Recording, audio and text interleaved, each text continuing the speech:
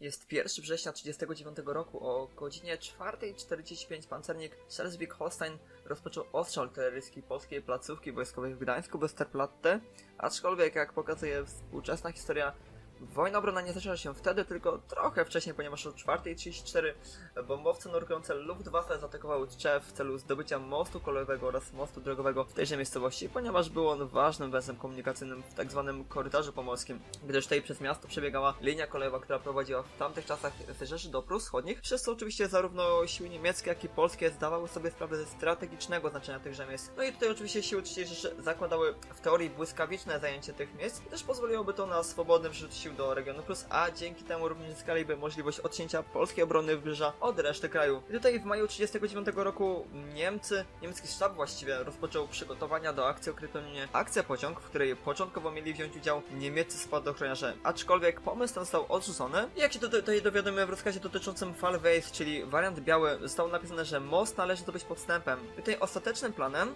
było wysłanie sił lądowych, oczywiście III Rzeszy, w pociągach towarowych, które miały teoretycznie przewozić bydło, i po dojechaniu tutaj na miejsce żołnierze umieszczeni właśnie w pociągach mieli rozbroić polskie oddziały oraz rozminować mosty. No oczywiście sam atak wspierać miało lotnictwo oraz siły pancerne i rzecz jasna artyleria. A całą tą operacją dowodził pułkownik Gerhard Medem, któremu przydzielono batalion Straży Granicznej, batalion zapasowy piechoty, 2 baterie artylerii lekkiej, 41 batalion saperów oraz inne siły. A tutaj dodatkowym wsparciem właśnie dla natarcia miały być siły SA, których zadaniem było zajęcie jakby przystanków kolejowych na trasie właśnie Malbork-Tczew, by uniemożliwić tej załogom kolejowym poinformowania tczewskich kolejarzy o akcji III Rzeszy. Że tak powiem, niestety niestety dla nas oczywiście, plan nie wypalił, ponieważ polski inspektor kolejowy, Alfons Runowski, który pracował w tamtym czasie na granicy Wolnego Miasta Gdańsk w Kałdowie, powiadomił telefonicznie oczywiście Tczew o niebezpieczeństwie, a dodatkowo w pobliskim Szymankowie kolejarze dostrzegli wystrzeloną rakietę przez inspektora celnego w Kałdowie i dzięki temu pociąg z Niemcami trafił na ślepy tor. Niestety Niemcy z zemsty rozstrzelali około 40 osób, a dalej, proszę Państwa,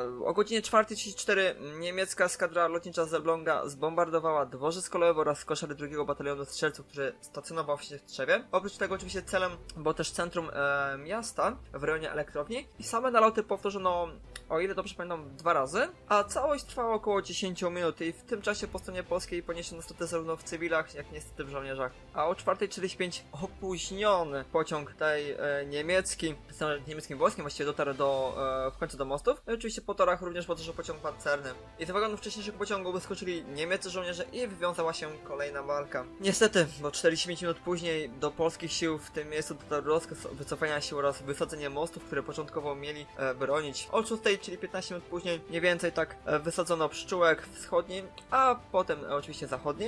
Niestety ostatecznie tej siły niemieckie, wiadomo, wsparte przez lotnictwo, wyparły rzecz jasna polskie siły zbrojne, które i tak musiały się wycofać. Na szczęście jednak, mosty nie dostały się właśnie w ręce wroga, czego konsekwencją był brak wygodnego połączenia z Prusami aż do 40 roku, bo w tamtym czasie Niemcy wybudowały kawałek dalej właściwie nowe mosty. No i tutaj, jak widzicie, moi drodzy, gdyby, bądźmy szczerzy, nie odwaga sił polskich oraz oczywiście kolejarzy i żołnierzy, wszystkich, którzy tutaj uczestniczyli, mosty mogłyby wpaść w ręce Niemców, jakby nie patrzeć. Dzięki temu Niemcy, proszę, nie zdobyły mostów i przez co nie zyskały jakby lepszego węzła komunikacyjnego, dzięki czemu tej obrona terytoriów polskich w większej perspektywie, może nie została ułatwiona, ale mogłaby być utrudniona, gdyby tamte mosty jakby dostały się w ręce Niemców. No i po latach, właściwie po wielu latach, tutaj w Tczewie powstała tablica upamiętniająca poległych żołnierzy 2 batalionu strzelców polskich oraz oczywiście celników, no i rzecz jasna kolejarzy z Szymankowa. Jeżeli chodzi tutaj o ogólne straty, to prezentują się następująco. W samej jakby walce o miasto, gdzie walczyli Niemcy i Polacy, zginęło około 20 polskich żołnierzy oraz 160 Niemców, co tylko pokazuje, że plan, który zakładał przede wszystkim szybkie zdobycie tamtych miejsc, nie był dokładnie oplanowany. Nie przewidzieli zarówno oporu, jak i między innymi sytuacji właśnie z pustym torem, przez co Niemcy stracili ponad 30 minut, co, bądźmy szczerzy, dało nam pole, że tak powiem, do popisu. I tak, moi drodzy, to kończymy jakby pierwszy odcinek na naszym kanale historycznie. Będzie on oczywiście dotyczył, cały kanał, historii II wojny światowej. Będziemy poruszali tutaj z moim kolegą, którego niestety dzisiaj nie ma, wszystkie bitwy, od takich mniejszych, tak jak właśnie widzicie to, po oczywiście większe. Tymczasem ja wam dziękuję za uwagę, zostawcie subskrypcję na kanale, by być na bieżąco z nowymi materiałami i trzymajcie się, na razie.